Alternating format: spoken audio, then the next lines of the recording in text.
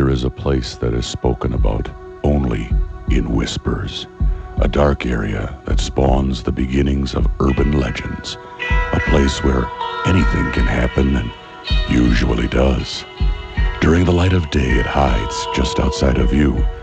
But when the sun goes down, spirits, creatures of the night, roam free, and things do go bump in the night. It is in every state and every country, and there is no escaping it, no matter how safe you feel behind your locked doors and latched windows. So we invite you to turn down the lights and turn up your radio while we join Dave Schrader and Tim Dennis, your hosts, on a journey into the darkness on the edge of town. Good evening and welcome back to the darkness on the edge of town. I really appreciate everybody tuning in this evening. We've got a very special guest with us, John Zaffis. Before we get into the show, though, I would like to make a few special mentions.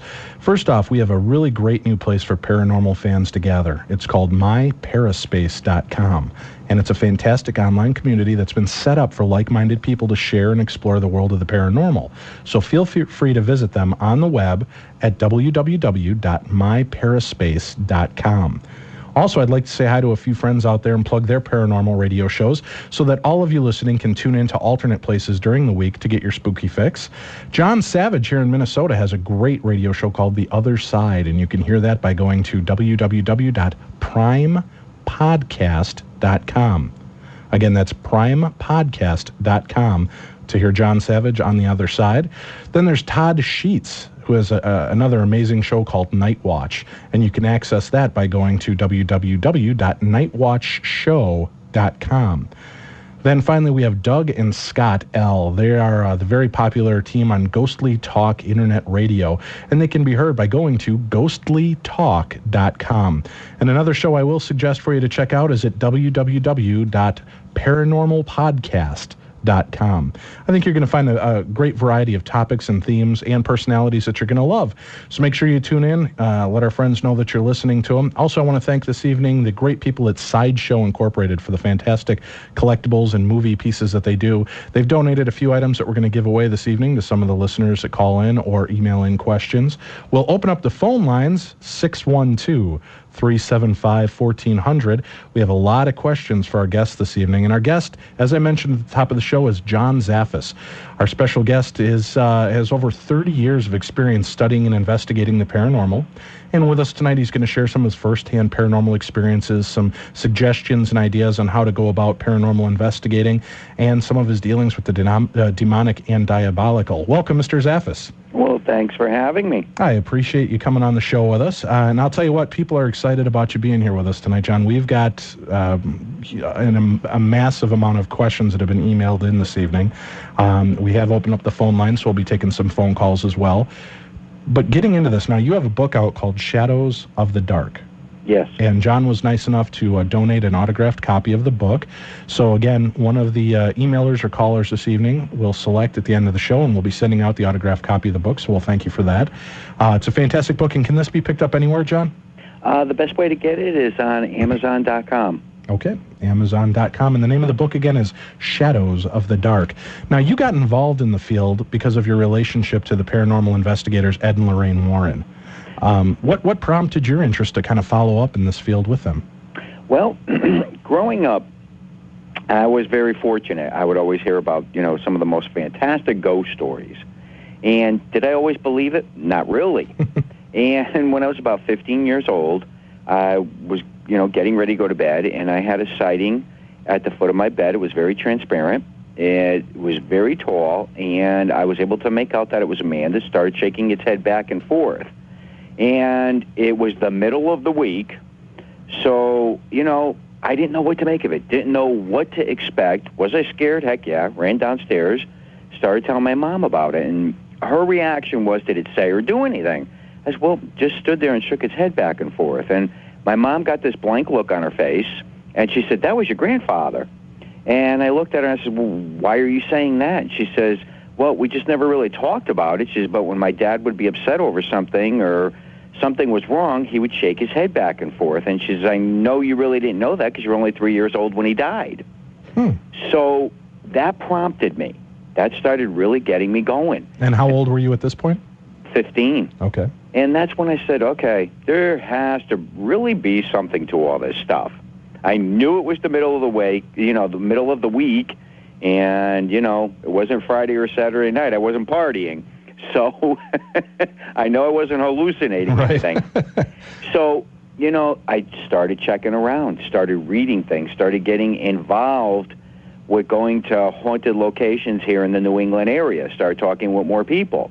Then as time progressed, I started talking to my uncle, wanted to get involved with investigating haunted houses, wanted to know if these things were for real. Now, your uncle is Ed Warren, correct? Yeah. Okay. Yeah, and, it tied in there and just got more involved with it, more in deep with it, and, I was fortunate. My uncle opened up doors to me that most people didn't have an opportunity to be involved with, a lot of the different things. Then I wanted to know, do people get possessed? I didn't believe it, never seen it, never experienced it. Then I took it a step farther and started studying and trying to understand demonology.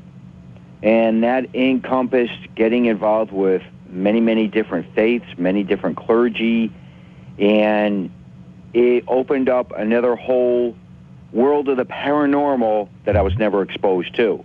Well, now, you bill yourself as a psychic researcher.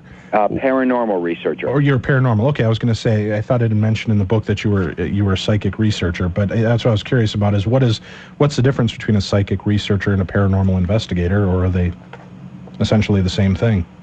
Well, it's basically the same thing. Okay. But I go under paranormal researcher for the fact of I'm a very big person on the word paranormal because it's the unknown. Right. And we're all out there studying it, trying to comprehend this bizarre world that we all get ourselves involved with.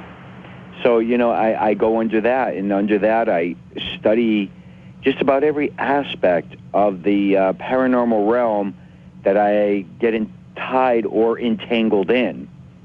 Okay. So with that, the study of possession, being involved with people that are gifted or psychic, if you will, yes. Dealing with a lot of different clergy out there, absolutely.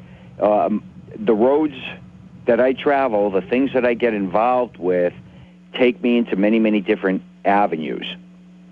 And what I find most intriguing about it is that I've learned to understand that with all the different religions and different belief systems, they all have the belief system in good and bad. You have a positive, you have a negative. Might be interpreted in different ways, and they might have different belief systems, but the bottom line is most people believe in the good and they do believe in the negative. Sure. Now, one of the other things we'll try to cover later on in the show as well is you address possessed possessions or haunted possessions as well, correct? Yes, I do. Okay, fantastic, because I know we have a couple questions directed to that. We'll take one of the questions here from our listening audience, and I'm not trying to pressure you to go fast. I'll just let you know we have a lot of questions to try to get through, so if we can't get through it tonight, hopefully we can have you back on. But Topher would like to know, he says, John, there are a lot of people listening that are interested in the paranormal. What kind of advice would you offer to those for getting into this field? And also, what kind of precautions and what kind of research should they do to prepare themselves for this line of work? Once you get involved with this and you start delving into it, you're going to go into so many different aspects of it. And a lot of times when I talk to people, one of the key things is I always tell them, try to tie up with people that are in the field, that are, willing, to share their knowledge and share their information, which is a very, very key thing. You can read things. We're very fortunate today with the internet. There's just a tremendous amount of info out there. But getting involved hands-on is a very, very key factor. The other thing is it doesn't matter what your belief system is, as long as you believe in something on a positive, because I always tell people to protect themselves when they go to these haunted locations or they go into haunted homes. And how do you protect yourself? What would you recommend for that? Well, it depends on the person's belief systems. Okay. As long as it's on a positive and it's, something brought in to help protect them. Like I always say, and it's a running joke with me, I don't care if you worship a rock as long as it's on a positive. Okay. Because it's very, very key and very important. A lot of times I hear today people say to me, well, John, why do you always have to incorporate religion? It's not the fact of incorporating religion. You have people that believe in a very positive, powerful force, and they believe in negative. Mm-hmm. So therefore, it doesn't matter. It's a person's belief system. And I always tell a lot of times I integrate with a lot of the organizations out there, and they, always just want to get, a lot of them like to just get involved with human spirit or ghost cases. Sure. They choose not to get involved with anything on a negative level, which is okay. But I always tell people, sooner or later, you're going to come up against this, mm-hmm. and you're going to get involved with it. A key thing to always learn to understand is that once you do enter these different aspects of this, what to look for, how to look for it, and try to head it off before it turns into a situation where it ends up destroying your organization, destroying friendships, because it does end up happening. Sure. So, the key thing is, a lot of times people will call me up and say, John, I've known you, I've dealt with you, I always didn't believe what you would say, but guess what? Here it is, I'm dealing with it.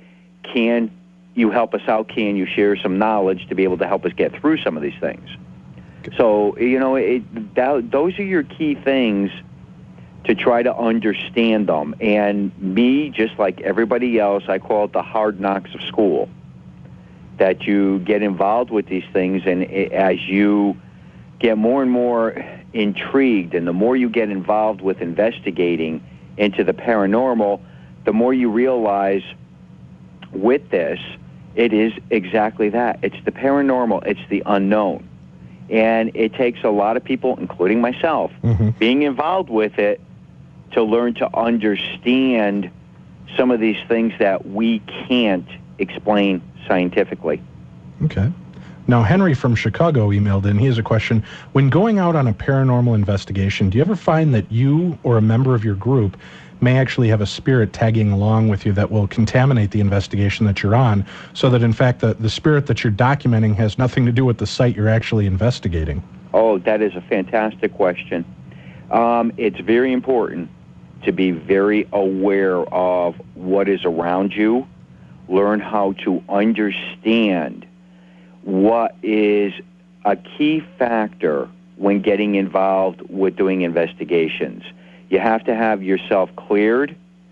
You have a lot of people today that come from hauntings. They come from their own types of situations, and they can and they will bring spirit along with them if they have an attachment.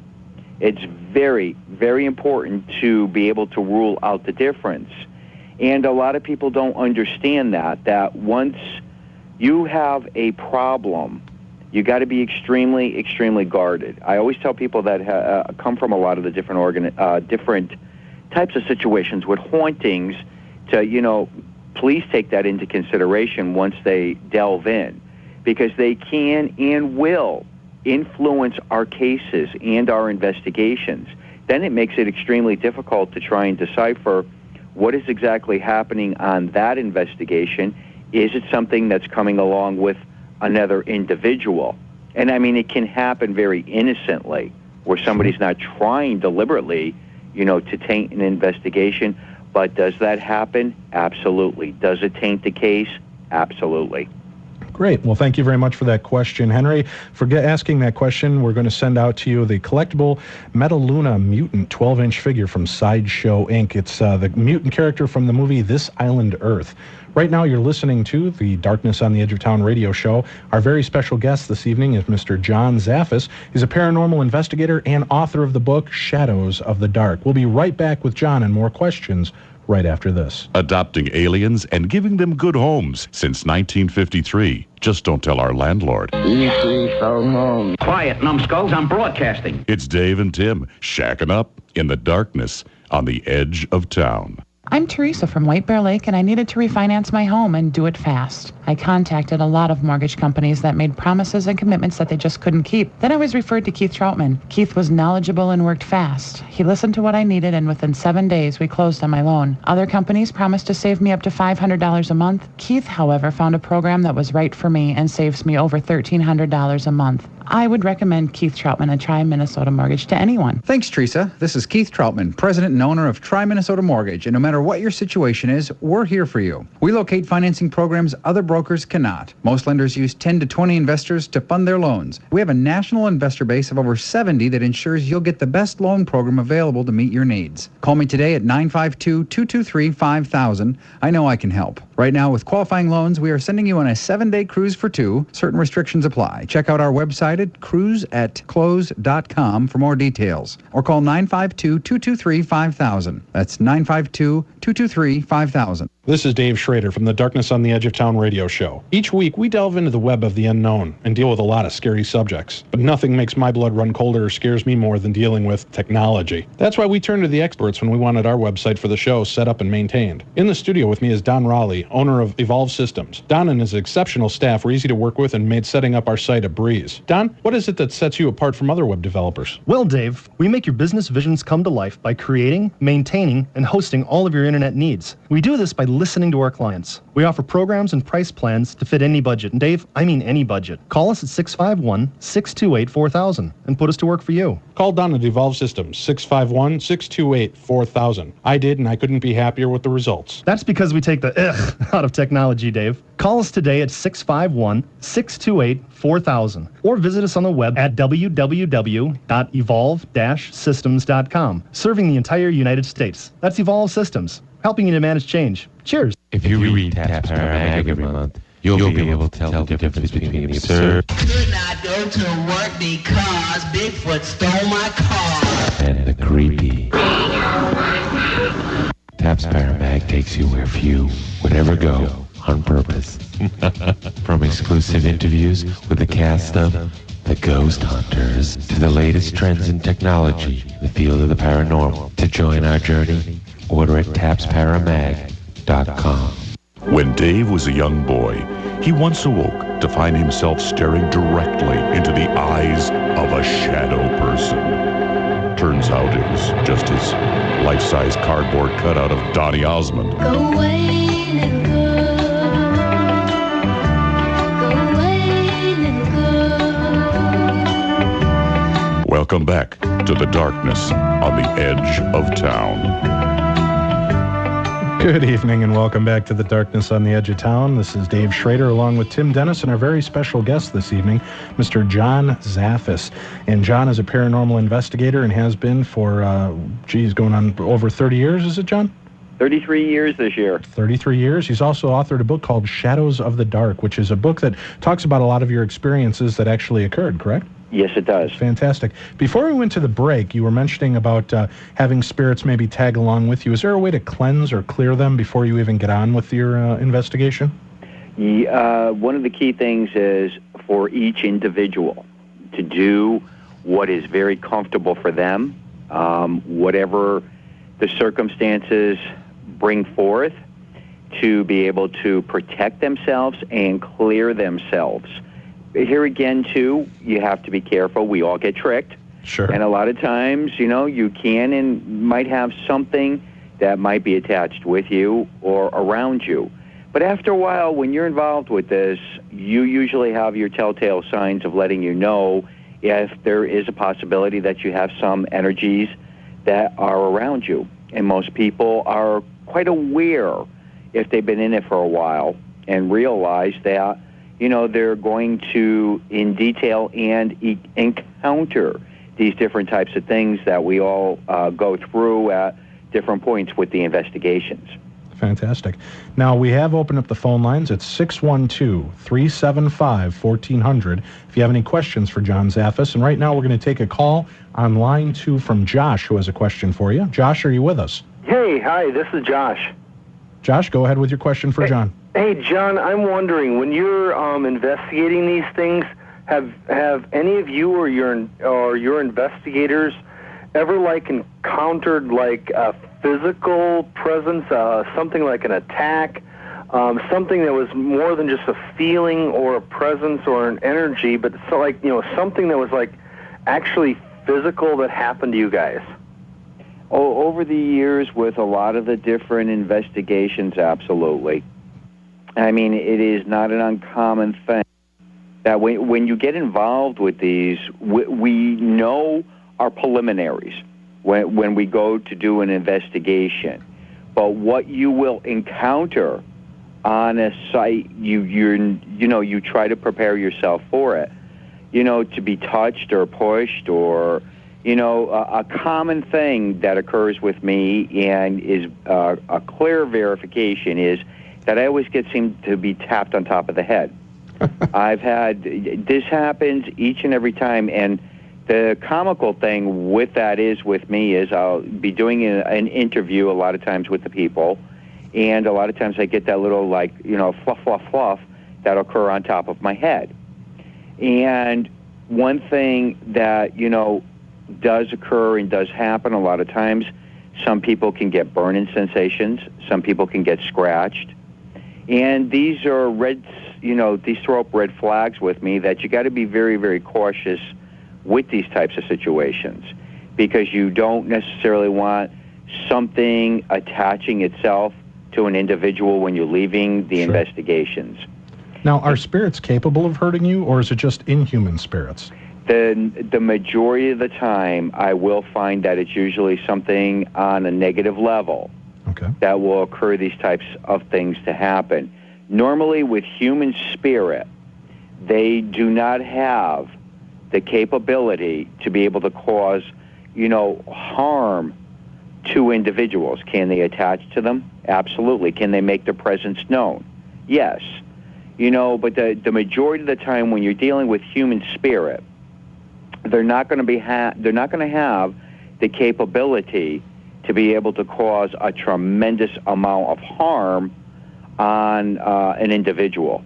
It's usually something on a negative level that will do that. Well, most of the time the spirits are usually there to, you know, relatives or people that were part of the house anyway. They don't really want to hurt you, do they? I mean, they're there trying to communicate maybe with you to share what's going on or what problem they have or what unresolved issue, but they're not out to strike you or try to hurt you. No, you know, when you're dealing with human spirit cases, you know, when they try to establish, you know, that communication, we're so fortunate today, you know, from a scientific approach.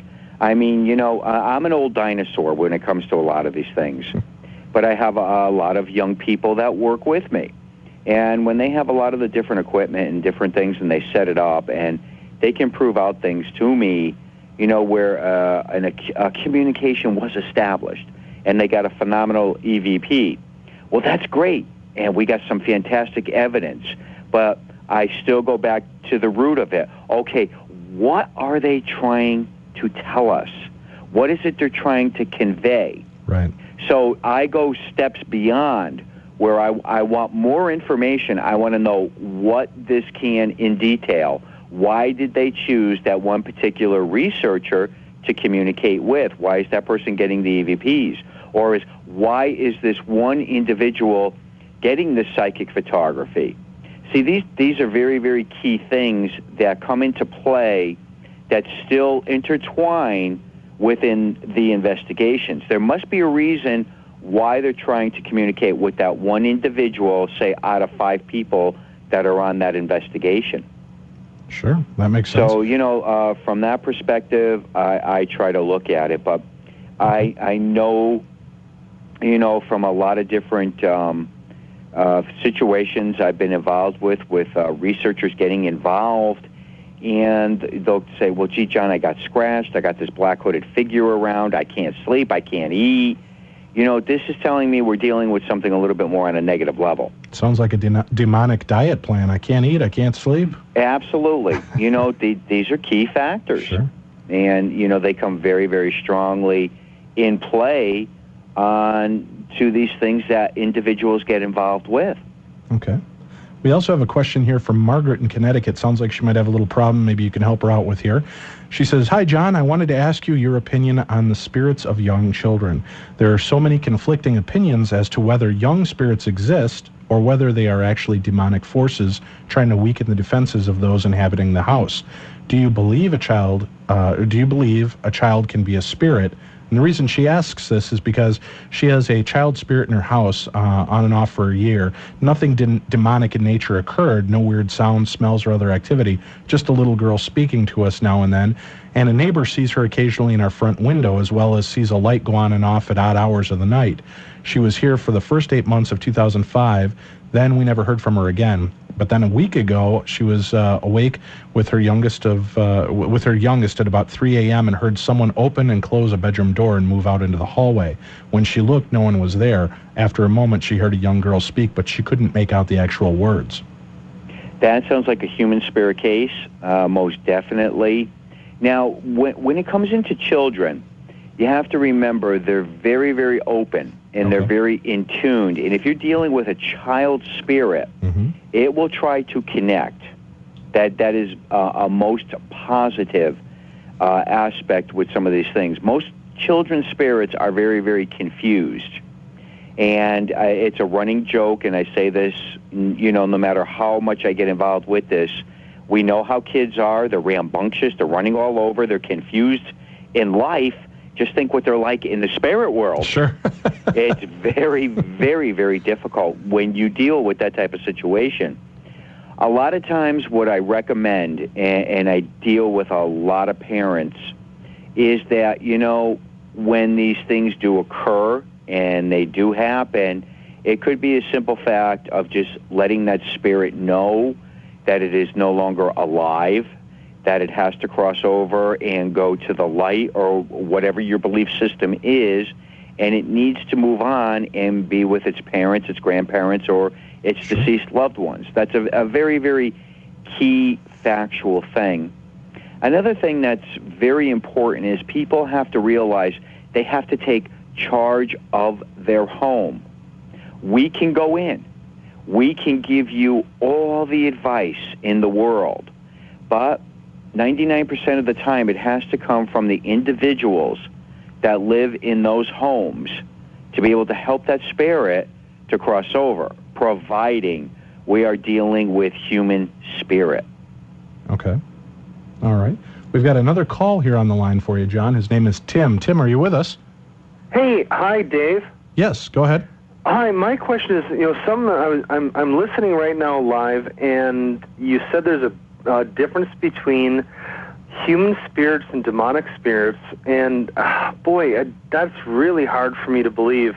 I'm okay with humans dying and becoming spirits, but sorry, I don't know how to phrase the question, but what evidence do you have that there's actual demonic spirits? I mean, it sounds funny, but I'm okay with ghosts of humans, but kind of hard to understand demons. Can you explain that? Sure can, or I'll try. When we deal with these different types of things, human spirit are usually what we refer to, or most people do, as ghosts. When you encounter or you start dealing with the things on the negative level or the demonic level, you have to remember these were never human spirits. These are things that were devised and created, if you will. And I'm trying to keep it in a sense that you can try and understand part of that. I always didn't believe in it myself until I got involved with it and seen what individuals going through. It's a very, very hard thing to understand if you've never been around people that have gone through it, people that deal in these types of things. It's a world that is just so complex and bizarre. Sure. When you deal with this and you try to comprehend it and deal with it, it just gets into something very, very difficult for most people to understand. So I know exactly what you're saying. In my perspective, it affects people in most ways that people don't understand unless you go through it. Okay. And the key factor is to just try to understand it. And don't get me wrong, my key function is with a lot of this is to go in and rule out things that some people feel that when you're dealing with spirit, it's all negative, and I don't necessarily believe that. A lot of times I could be dealing in a case and be involved with a case, and my findings will be at the end result that we could be dealing with human spirit and has nothing to do with a negative whatsoever. Okay, well, that kind of leads us into the next question Sheila Cave has for us from online. She mailed in and said, John, can you tell us what the differences are in demons and diabolical spirits as opposed to regular human spirits that have not found their way to the afterlife?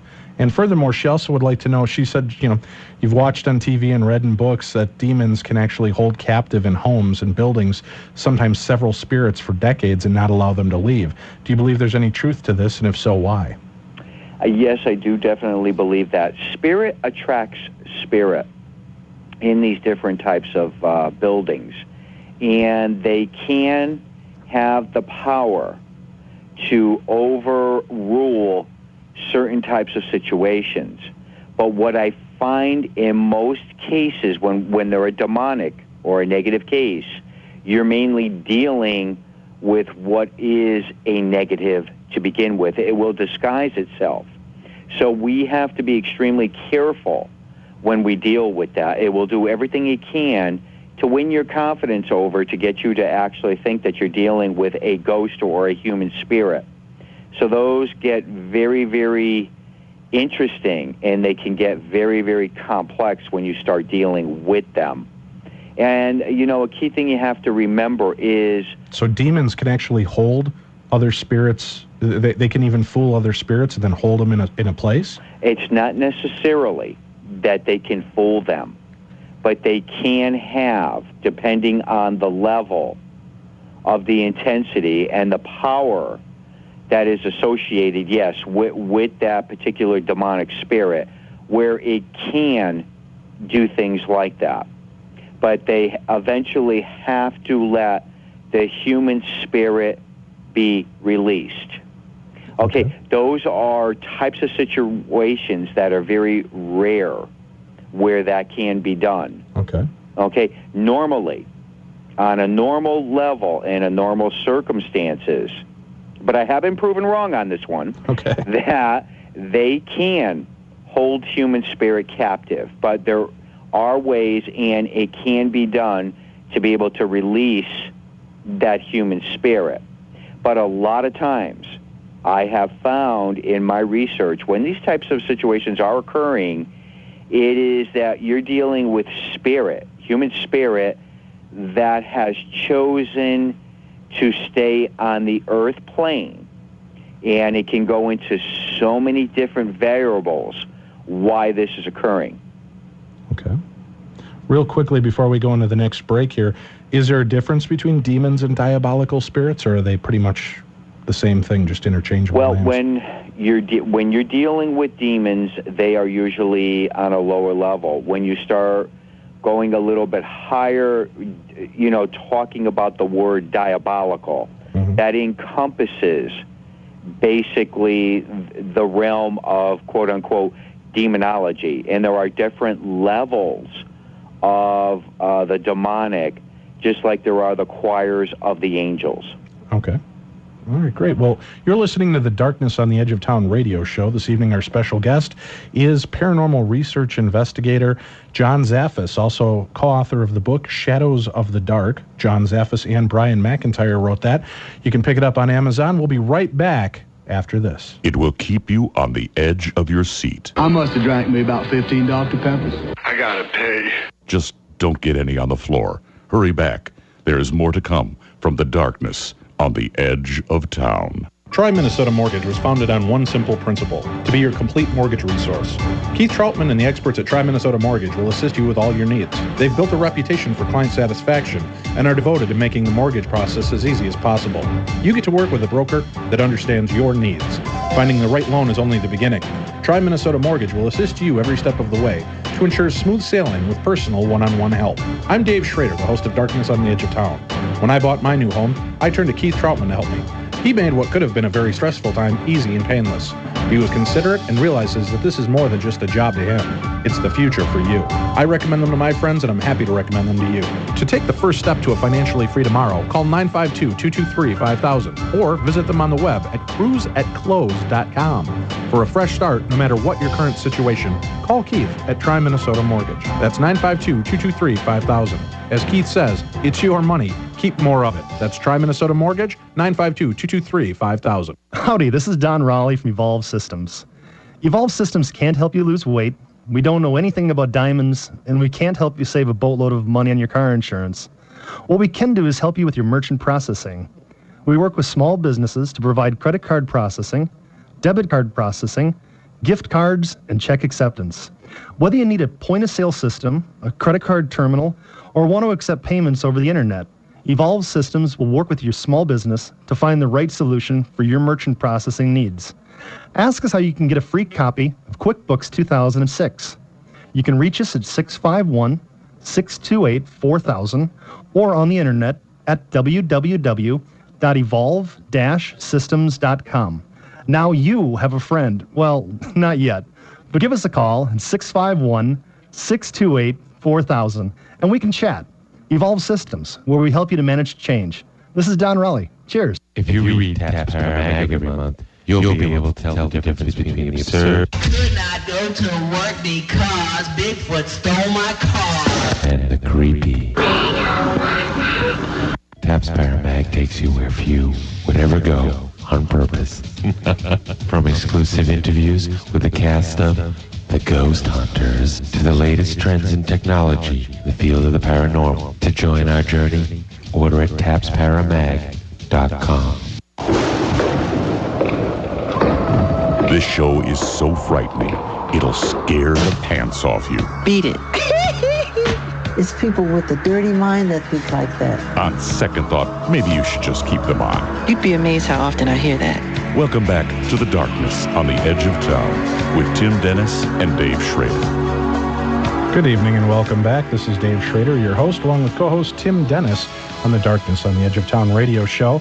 This evening, our very special guest is John Zaffis. He's a paranormal researcher and co-author of the book Shadows of the Dark. Thank you for joining us this evening, John.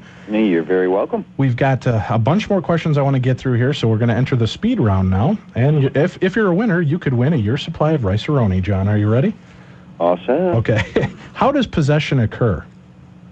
Possession usually occurs from a person opening up doors, and it can be done extremely innocently. You know, a lot of people feel that, gee, it's just the Ouija board. You play with the Ouija board and you open up those doors. Right. But it can be something so very, very innocently that is done. A person can go get a psychic reading. Someone could be having a tarot reading. Somebody could be playing with the Ouija board. Someone can be doing a seance. And a lot of times, once the doors are opened and established into the spirit world, things can and do occur. And it doesn't happen to everybody, but there are the certain individuals that does occur. One way or another, a lot of times you find when these things occur, a door somehow, innocently or provoked, had been opened, and this can cause these people to have this spirit enter their lives and cause them havoc and actually break down their free will, where they can start having things enter into their lives and into them that can result in a person being actually possessed. Okay. So do you recommend staying away from things like Ouija boards, tarot card readings, psychic readings? Well, a lot of times, you know, I try to understand a lot of times when people get themselves involved with doing this and opening themselves up to that, it's because they're trying and they're seeking out information. Mm-hmm. And it doesn't necessarily always mean because someone had gone to get a psychic reading that I'm going to down that or say that these people are doing something on a negative. No. Sure. A lot of times it depends on the individual themselves that had gone for that basically opened up the doors. Okay. Can you perhaps pray to whatever religion that you believe in afterwards to protect you, coat you in light, bathe you in the blood of Christ, whatever your religious conviction is, to then, after you've had this experience, to try to protect yourself afterwards? Oh, absolutely. And will that close the door for them? A lot of times it can. Okay. And a lot of times it will do that. Like I've always said, and it came from, just being involved with this and experiencing this. It doesn't matter what the person's denomination is. You call in on the positive. Sure. And all different belief systems have a prayer system. And I'm a very, very strong, firm believer in the power of prayer. Okay. How often do actual possessions occur nowadays?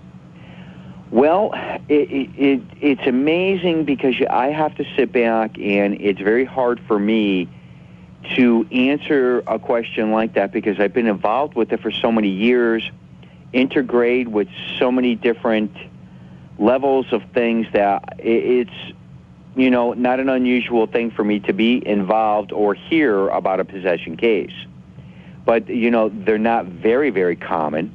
I mean, a lot of people that get involved with this, I just happen to intermingle with so much of it because of my involvement in the work. I think we hear a little bit more openly of what people have gone through. You'll hear more today. I'll hear more people tell me, John, 20 years ago I had to have an exorcism done, and I'll go, yeah. Right. To me, it's just not something that it's something that I don't hear about quite often. Okay. So do you think that there's more of a rise of it nowadays, or is it just because people are feeling a little bit more open to talk about it? I think it's that people talk more about it. Do I think that there has been a rise with it? Yes. I do have to say yes to that. Okay. But I think people are more knowledgeable on what to look for today. How often, though, do you think possession is more of a misdiagnosed mental condition? It does happen. And I've been involved with situations where people, even on the medical level, will find that, there's a legitimate excuse why that person's hearing voices, why they're not eating. Mm. And, those are things that have to be ruled out.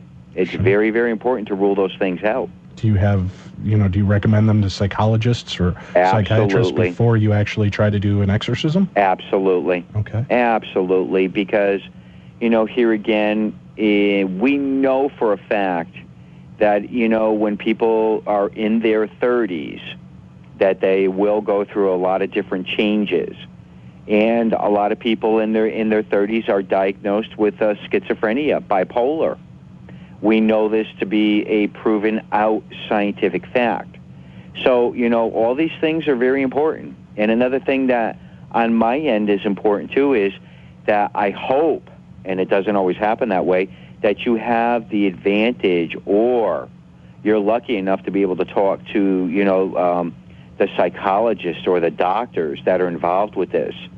And a key thing I always look for too is they'll say to me, John, off the record, I don't know what to make of this. I don't know why this is happening.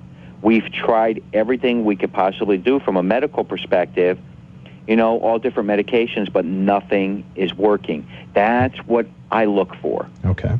All right. Now, Rick Lindy from Des Plaines, Illinois, emailed in this question.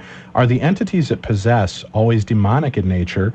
And have you ever had to come up against Satan himself, or are they usually a lower demon? It's a running joke with me here again. Okay. If Satan ever comes forth, I'm running. All right? That you're talking the highest of archy And he really does not want to be exposed or have himself brought forward. We deal a lot with the lower archees of these types of situations. And no, does it always have to be demonic? No. There are people that do have the ability to channel through human spirit. But here again, it's something that I'm very, very guarded with. Okay. And you got to be very careful, because once you open yourself up to letting spirit channel through you, here again, eventually some of these individuals will and indeed come up against something on a negative. So you have to be extremely guarded and very, very careful when you cross into those types of situations. Great. Well, thank you very much for that question, Rick. And because of that question, we're going to award you from Sideshow. We've got the beautiful 12-inch collectible character of the Hunchback from Notre Dame with Lon Chaney's character version of it that's made by Sideshow. And again, you can visit Sideshow Inc. by going to sideshowinc.com. The next question, let's get right to the meat and potatoes of the night here, John, because we know people like to be afraid, and it's almost bedtime for a lot of our listeners. So Tommy Cottle emailed into us, and she wants to know, Mr. Zaffis, what's the most disturbing case you've ever worked on so far and that you're able to talk about? Well, there's just so many different things that I look at from a perspective of trying to decipher that. And there's two cases. One is the haunted funeral parlor, and that case, dates back 18 years now. And there was a book done on it. Oh gosh, I'm drawing a blank with the name of the book. You believe this? Anyways, there was a documentary done on it, and it airs very, very frequently on the Discovery Channel, called A Haunting in Connecticut. Okay. And that was really one of my first encounters with something up on the hierarchy. And it was an extremely big turning point, because, I was involved with the case for 9 weeks. We spent a tremendous amount of time on that case. And that was where I came face to face where, I knew whatever occurred that night. And at that point in time, confronting it, and trying to understand why that occurred and why everything transpired. Now, was that in your book, Shadows of the Dark? Yeah, there was a brief story in there, and it's called the Carmen and Al Snedeker case. Okay. I believe the title of the short story we did was A Haunted Funeral Parlor, I think is what we called it. Okay. But it's not a short story in the true sense of it just being a fun little story. It's an actual true case that you work with. Yes, it is. Can you tell us a little bit about what was the scary part about it? I mean, what was involved in this? Well, it was a tremendous case where the people were being attacked. They had all kinds of things occurring in their home. They called us in to do an investigation in the home. And there again, that was one of those types where there was no one that didn't walk away afflicted or altered by dealing with that. When I say I dealt with something up on the hierarchy, and the best way I can describe those things is putting them from a 1 to a 10, I either hit an 8 or a 9 on that case. Wow. And what type of events were occurring to you? What had occurred was that I was documenting things sitting at the dining room table, had got up from the table, walked into the hallway, and looked up the staircase, and something very grotesque had actually formed. It was transparent, and it had a lot of mucky colors to it. And it had, the only way I was able to describe it was it had like thousands and thousands of wings flapping behind it. And at that point, that was very altering for me. Did I get scared? Heck yeah. I didn't know what to make of it. I didn't know what to expect next.